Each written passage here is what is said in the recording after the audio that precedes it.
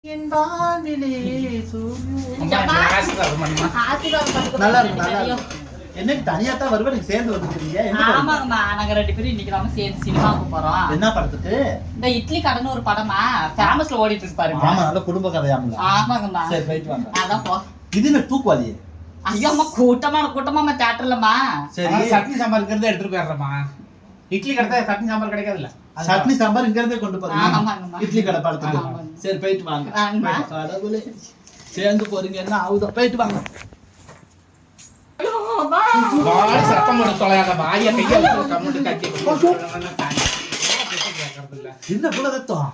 அது ஏமா கேட்டா, சினிமாவுக்கு போய்கிட்டு இருந்தோமா? சரி, சத்தம் போட்டு தொலையாத.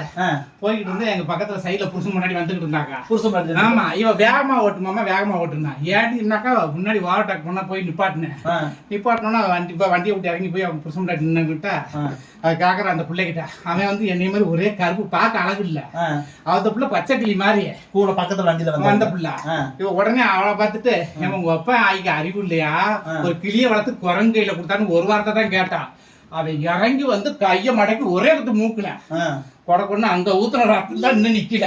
சினிமாவுக்கு தானே போனேன், பக்கத்து வண்டியில வரவங்கள போய் கிளிய வளர்த்து குரங்கு கையில கொடுத்துட்டாங்கன்னு ஓவர் டெக் பண்ணி அவங்கள போய் சொல்லாட்டி என்ன இப்ப மூக்குல போட்டாங்களா, கொண்டு போன சட்னி சாம்பார் வீட்டுக்கு வந்துருச்சு. இட்லி கடை